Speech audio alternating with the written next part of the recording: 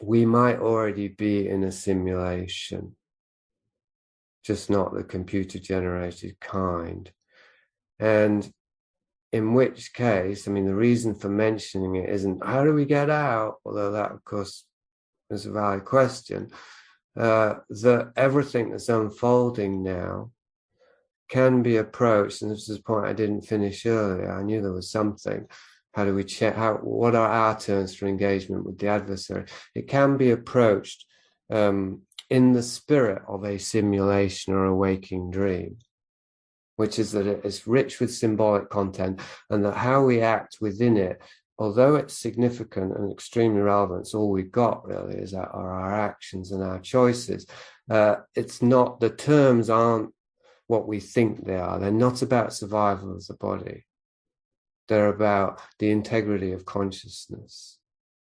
And survival of the body extends to everything, all physical comforts, all loved ones, all social system, all of the physical reality itself is secondary to spiritual reality, because physical reality is temporary. It comes and it's gone.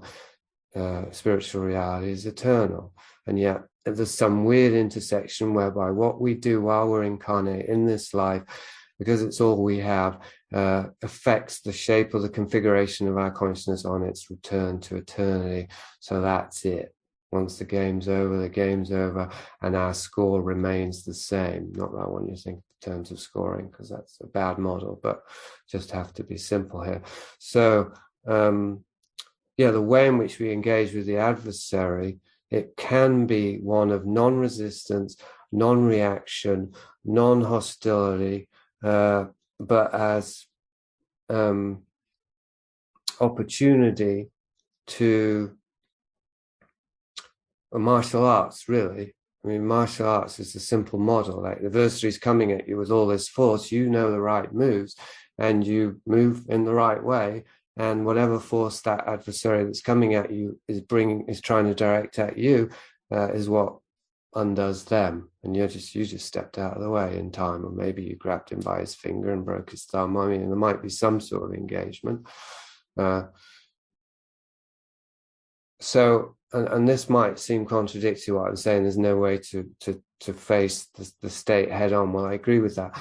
I mean, I second that or repeat that, but that's because the state's a physical apparatus, and if we try and engage with it directly, then we have to engage with it as physical beings, and as physical beings, well, what are you going to do, right? If you grew up on Rambo and Clint Eastwood movies, you might think there's actually some outcome besides being crushed mercilessly, but there isn't. So, but if we're looking at it in this with more subtle eyes, a metaphysical dimension of control, then the head honcho Satan is, as somebody pointed out recently, in a certain sense, less than we are. That's what makes him Satan. Like the human soul was created in the image of God, even the human body was. So we have the edge over the adversary at that level.